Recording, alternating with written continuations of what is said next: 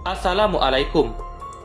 Semburat senja yang tertutup awan kelabu menyisakan guratan duka berselimut tanya. Hari ini tepat 40 hari meninggalnya almarhum Pak Wijaya, ayah dari kakak iparku. Sungguh begitu tragis nasib yang menimpa keluarga kakak iparku ini. Bahkan setelah meninggalnya almarhum, fitnah dan gunjingan dari mulut orang-orang masih terdengar dimanapun. Perkenalkan, namaku Ningsih. Aku adalah si bungsu yang mempunyai kakak laki-laki bernama Kak Sandi. Kami sama-sama sudah menikah dengan jarak 4 tahun lamanya. Kak Sandi menikah dengan perempuan yang aku panggil di kemudian hari dengan panggilan Kak Naura. Aku dan Kak Naura sangat akrab, meski usia kami terpaut cukup jauh. Kami sama-sama belum mempunyai anak. Meski begitu, kami selalu berikhtiar agar segera diberi momongan. Apalagi Kak Naura yang sudah menikmati 5 tahun lamanya menikah. Setiap harinya, aku dan Kak Naura membantu di warung sop buntut milik ayahnya Kak Naura. Suamiku, Mas Haris, memberiku izin agar aku tidak kesepian di rumah selama beliau bekerja di luar kota. Aku mulai bekerja di warung sop buntut Pak Wijaya, ayahnya Kak Naura, telah resmi menjadi istri Mas Haris. Warung sop buntut Pak Wijaya ini terkesan warung yang biasa-biasa saja saat pertama kali aku datang ke warungnya. Kata Kak Naura, ayahnya sudah 5 tahun menekuni warung ini, namun tidak ada perkembangan sama sekali. Hingga pada akhirnya, saat aku akan menikah, warung sop milik Pak Wijaya mulai ramai pembeli. Warung sop buntut yang tadinya hanya dikelola Pak Wijaya dengan dibantu istri dan ketiga putrinya, termasuk Kak Naura, kini dibantu 2 tetangganya beserta aku karena sangat ramai pengunjung. Ditambah lagi, waktu jam istirahat kami sangat kewalahan menghadapi pembeli. Aku sangat merasa senang bisa ikut membantu di warung ini, meski hanya mondar-mandir mengantar pesanan makanan yang dipesan. Semuanya mendapat pekerjaan sendiri-sendiri, walaupun jika ada yang membutuhkan bantuan, kami akan saling membantu. Semua pekerjaan di warung ini dapat kita lakukan, namun untuk penyajian porsi masakan di kuali depan, hanya Pak Wijaya sendiri yang boleh memegangnya. Kak Ningsih, itu di meja makan ada yang mau pesan lagi, ucap Nana, tetangga yang ikut bekerja di warung. Oh, iya Nah, sahutku. Aku pun mendatangi meja tempat seseorang ingin memesan lagi. Maaf, ada yang bisa saya bantu? Tanyaku ramah. Maaf mbak, boleh minta seledrinya lagi? Pintanya. Aku pun lalu mengambil mangkok pembeli itu, lalu membawanya ke meja dekat kuali untuk menambahkan seledri yang kurang. Saat akan tiba di meja, aku tidak melihat Pak Wijaya di tempat, sehingga aku pun menoleh ke arah Kak Naura yang tak jauh berada di sampingku. Kak, ucapku ragu. Ya dek, ada apa? Tanya dia. Ada yang mau nambah seledri, sahutku. Ambil aja, ujarnya lalu. Aku yang mendapat izin dari Kak Naura lalu mengambil seledri yang berada di dekat kuali. Saat penetraan ini tak sengaja melihat ke kuali, mata ini menangkap sesuatu tak wajar dalam kuali tersebut. Karena terlanjur penasaran, aku pun berniat melihat benda aneh dengan menggunakan adukan yang berada di atasnya. Kamu, ucap Pak Wijaya dengan nada sedikit keras. Astagfirullah, maaf Pak. Lekas kuletakkan adukan itu dan pergi secepatnya. Tidak ada yang mendengar Pak Wijaya saat memanggilku dengan nada yang keras itu, karena warung sangat ramai. Aku begitu takut dan penasaran dengan apa yang Pak Wijaya lakukan tadi. Setelah memberikannya sop buntut pada orang yang tadi memesan, lekas kusibukkan kembali dengan bekerja, agar rasa penasaranku hilang. Setelah semua pembeli tidak ada lagi, karena warung akan tutup, Pak Wijaya seperti biasanya selalu membungkuskan sop buntut untuk kami bawa pulang. Namun hal yang tak terduga, sikap Pak Wijaya yang sedikit kasar kepadaku kini kembali hangat seperti sebelumnya. Walaupun dari perkataan yang beliau lontarkan terdengar biasa, namun ada penekanan yang beliau berikan kepadaku. Nak, Lain kali, jangan diulangi lagi ya. Nanti kalau salah memberi bumbu, rasanya jadi beda. Kata yang menekan, pasti pengucapannya dengan sangat apapun itu.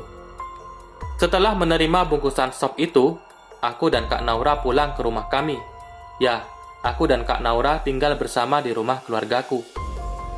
Ibu pernah berpesan, sebelum anak-anaknya menikah, bahwa ibu sangat senang jika kedua anaknya tetap tinggal bersama ibu mereka meskipun sudah menikah. Sepanjang perjalanan pulang, aku hanya bisa diam. Bahkan setelah sampai pun, aku masih seperti itu. Hingga malam tiba, saat kami berkumpul, aku memilih untuk menghabiskan waktu di kamar. Ningsih, terdengar suara seseorang memanggilku. Aku yang masih belum bisa nyenyak tidur, meski waktu sudah menunjukkan pukul 10 malam, bangun dari ranjangku dan memeriksa keadaan sekitar. Lampu di luar kamar sudah dimatikan dan tak terlihat siapapun di luar kamar setelah membuka pintu. Aku masih berpikiran positif. Mungkin aku tadi salah dengar. Ningsih!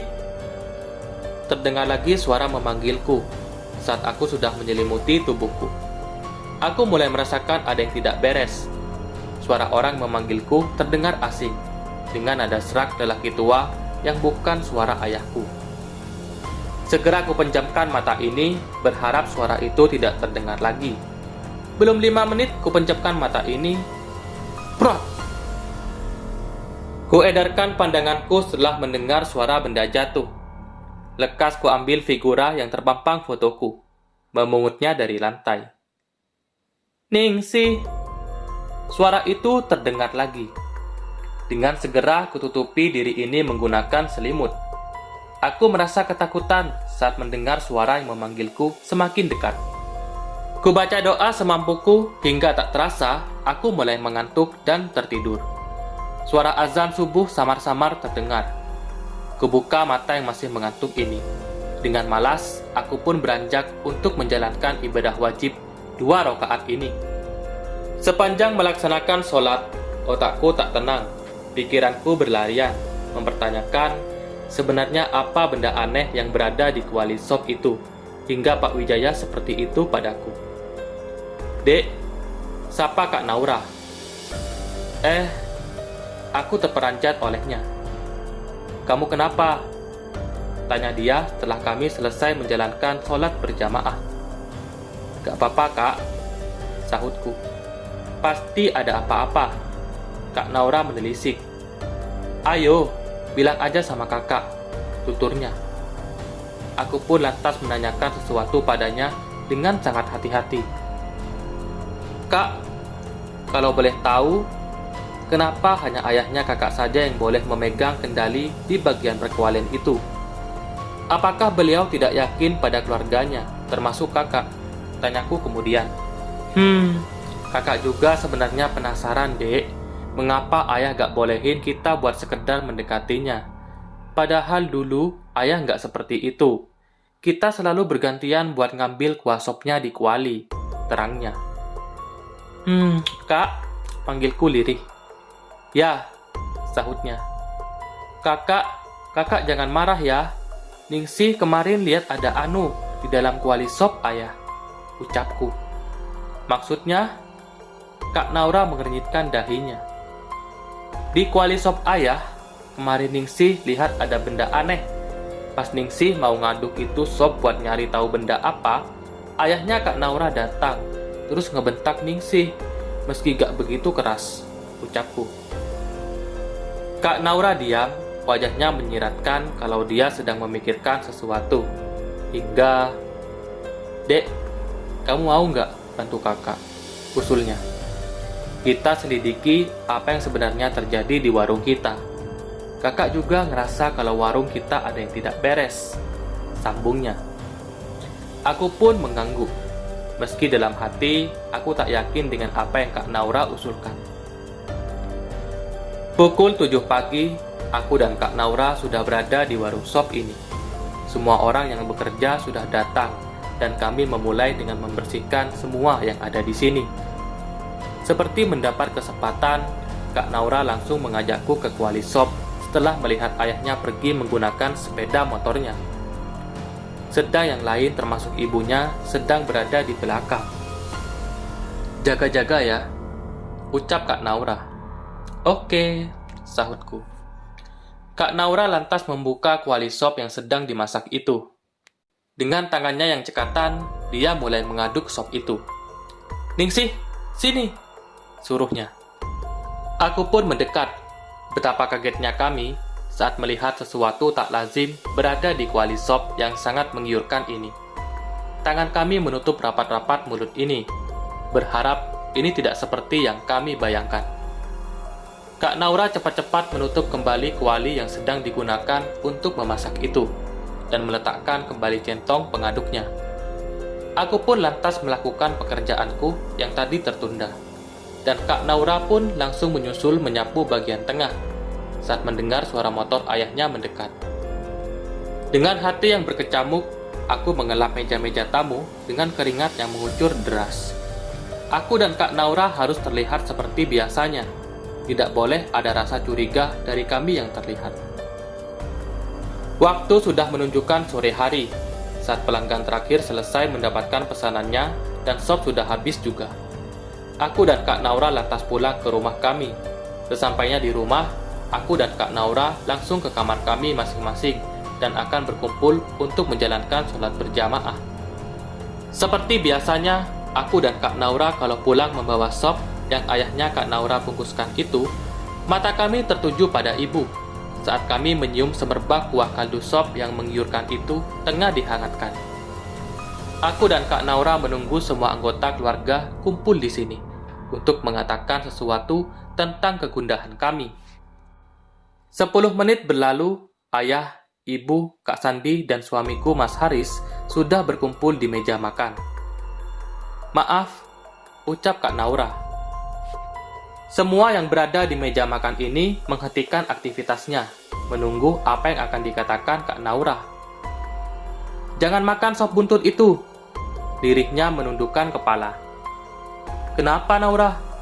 Tangan Kak Sandi memegang pergelangan istrinya. Ayah dan ibu tampak kebingungan, sedang Mas Haris yang tadi siang baru pulang dari luar kota, kebingungan juga. Kak Naura lalu menceritakan semua yang kami lakukan tadi di warung sop buntut, dengan kepala menunduk sambil terisak. "Astagfirullahaladzim," ucap ayah. "Naura, kamu jangan berkata seperti itu. Kamu jangan suuzon. Mungkin itu bungkusan rempah-rempah yang pedagang lain juga lakukan pada sop mereka. Ayahmu tidak akan melakukan perbuatan yang merugikan dirinya sendiri," sambung ayah kemudian. "Ayah, Naura tahu betul, bungkusan rempah yang dimasukkan ke kuali itu bentuknya tidak seperti itu. Tadi Naura sama Ningsih lihat ada 2 bungkusan. Satu buat rempah-rempah yang bentuknya seperti kebanyakan pedagang lain lakukan. Dan yang satunya bentuknya seperti